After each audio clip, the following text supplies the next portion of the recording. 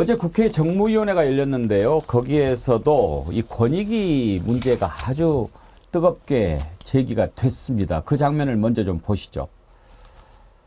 대통령 부부의 어떤 그 부패 문제에 대해서는 원래 권익위는 일체 관여하지 않도록 되어 있나요? 사실상 권익위에 관여 권한이 없다고 생각이 됩니다. 그런데 신고가 들어있으면 그래도 조사를 해야 되는 거 아닌가요? 예, 그래서 조사에 착수를 하고 있습니다. 예. 아, 할 예정에 아니 지금 우선 이미 시작했다? 신고자에게 자료 제출을 요구. 아니 근데 이게 보도된 지가 몇 달이 지났는데 이제서 전화로 한번 물어보고 이제 착수하겠다고 얘기하는 게 좀 전에는 또 대통령 부부는 원래 대상이 아니다라고 했는데 그렇다고 해도 신고가 들어오면 조사에 들어가는 것이 당연한 거죠. 예, 조사 절차에 착수했다고 보시면 그렇게 말씀드릴 수가 있습니다. 그럼 어떤 식으로 조사할 것인지 계획을 한번 얘기해 보십시오. 현재로서는 그 조사 절차에 대해서도 제가 사실 11일 날 지금 취임해서 아직 그 조사 절차에 대해서도 구체적으로 보고받은 바는 없어서 다음에 좀 말씀드리겠습니다. 그리고 제가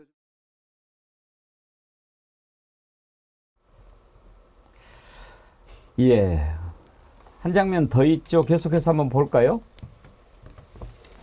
현재 대통령이 청탁금지법 위반했다면 조사 대상이 됩니까? 안 됩니까? 현재 대통령은 불소추 특권은 있지만 네, 조사는 할 수 있죠. 소추는 불가능하지만 조사는 할 수 있죠. 법률가이시니까 말씀해 보세요. 아, 거기에 대해서 제가 아니 너무 당연한 거 아닙니까? 헌법에 불소추 특권이 있는 건 아시죠? 예, 그럼요. 예. 예. 근데 불소추 특권이 있다고 해서 조사가 안 되는 건 아니잖아요. 박근혜 대통령 사례도 있습니다. 예. 뭐 기억하세요? 예, 가능할 것 같긴 한데 제가 거기에 대해서 검토한 아니 이 케이스를 말고 원론적으로 말씀해 보세요. 원론적으로 대통령이 청탁금지법 위반한 혐의가 있다. 조사 가능합니까? 안 합니까? 권익위에서. 아니 법을 가지고 얘기해 보세요. 법을 가지고. 아니 그 점은 제가 다음에 검토해서 말씀을 드릴게요. 아니, 위원장님, 위원장님 아니죠. 이거는 권익위원장으로서가 아니라 법률가로서도 법률가로서 왜 어떻게 말씀 생각해 못하세요? 물어보니까 대답을 명백한 사람 왜 하셔요. 말씀 못 예, 하세요? 이거는 뭐 대답을 사례도 못하실 있잖아요. 사안이 박근혜 아니고. 대통령 사례도. 그걸 왜 말씀 못 하십니까? 법률가가 그 정도 판단을 못 하세요. 말이 안 되지 않습니까? 그게 명확하게 답변할 수 있는 상황이지 않습니까?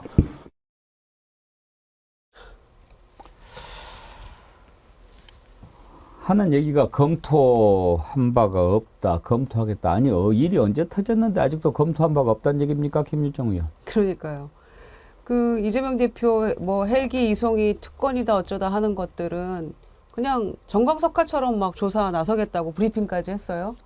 그리고 방심위에서 가족들 통한 민원 사주 그 문제도 막 내부 고발자를 막 질타하면서 그런 부분들은 막 신속하게 합니다. 그런데 이게 지금 디올백 문제는 2달이 넘었잖아요. 밝혀진 지가. 11월 달에 영상이 공개된 이래로. 그런데 이거를 무슨 아직도 검토를 하고 있다고 하니 권익위원회가요. 그 홈페이지에도 그렇고 딱 소개된 걸 보면요. 반부패 총괄 기관이라고 되어 있어요. 그러면은 제일 먼저 해야 될 일이 이 디올백 문제 아닐까요? 그런데 권익위원장이 저런 뜨뜻미지근한 답변과 뭐 일부러 저렇게 약간 바보스럽게 막 대답을 회피하는 건가요? 도저히 이해할 수가 없는 모습이고요. 그러니까 권익위가 전현희 위원장 그렇게 쫓아내려고 그 길을 쓰고 했나 보다 이런 생각도 들고요. 한심합니다. 윤영호 소장님. 이제 좀 봐주세요. 뭐 이런 게 노골적으로 좀 느껴지는데, 아이고, 그걸 제가 어떻게 뭐 이렇게 이야기하는데, 그러려면 왜 그 자리에 있습니까? 그러게요. 저분이 지금 판사 출신인데, 그러니까 근데 권익이라는 기관이 3개가 합쳐진 거잖아요. 그러니까 아까 말씀하신 반부패, 부패방지위원회, 그다음에 국민고충처리위라는 거 있었고요. 그다음 총리실 산하에 있던 행정심판 이게 3가지 업무인데 그러다 보니까 부위원장을 3명 각각 예. 두고 있거든요. 이 부위원장들이 아주 정말 극우라고 표현해도 저는 과언이 아닐 거라고 보는데 강성들로 포진을 해놨어요. 지난번 전현희 위원장이 임기를 채우겠다고 끝까지 버티니까 부위원장들을 윤석열 대통령이 자기 사람들을 심어놓고 이 조직을 완전히 따로 노는 조직으로 지금 만들어 놨단 말이에요.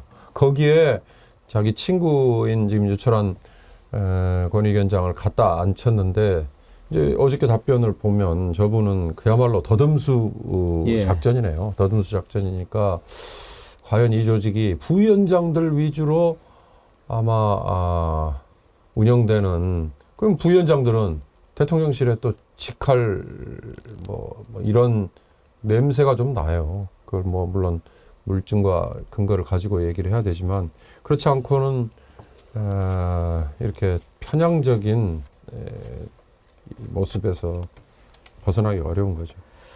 레오나르드 H님, 위원장이라는 사람이 저러니 국민 화병이. 그러니까요. 아니, 정기남 교수님 좀 그 자리를 갈 때 내가 거기 가서 이렇게 하겠다 이런 생각 정도는 가지고 가야지. 그냥 뭐 감투라고 그냥 받고 그러면 자식들 보기 부끄럽지 않겠습니까? 별로 안 부끄러워할 겁니다. 그냥 권익위원장 했다라고 하는 것을 족보에 남길 수 있는 것을 영광으로 삼을 거예요. 정말 안타까운 것은요. 뭐 저도 저 정무위에 출석도 해봤습니다만 대부분 위원장들이요. 이렇게 밑에 그 소위 이른바 실무자들이 써주는 답변 이것에만 의존하려고 하는 순간 그 역할을 제대로 그 위원장으로서 역할을 할 수가 없게 되는 겁니다. 일례로 지금 저는 이 권익위가 이 정권 들어서 정권 보위부 역할로 완전히 변질됐다고 생각해요. 자, 감사원은 거의 정권의 사냥개 역할을 한다면 권익위원회가 정권 보위부 역할을 하고 있는 게 윤석열 정권의 현실이다. 실제로 저 위원장 얘기하시는 거 보세요. 조사 절차를 구체적으로 보고받은 바 없다고 하면서도 조사 절차를 착수했다고 볼 수 있습니다. 이게 말입니까? 막걸리입니까? 그러니까 본인이 얘기해놓고도 무슨 말을 하는지를 모르고 있어요. 자, 이런 상황에서 소위 법률가로서의 어떤 평판을 받았는지 모르겠지만 정권의 어떤 하수인 역할의 급급한 모습 정말 볼썽사납습니다. 예, 조사하면 김건희 여사도 조사를 해야 되거든요. 조사는 해야 되죠. 그래 못하는 거죠. 그래서 솔직하게 답을 못하는 거죠 지금 권익위원장이. 판사 때 어떻게 재판을 했는지 궁금합니다. 아유, 저걸 보면서 왜 거기에 계십니까? 그렇게 묻고 싶더라고요.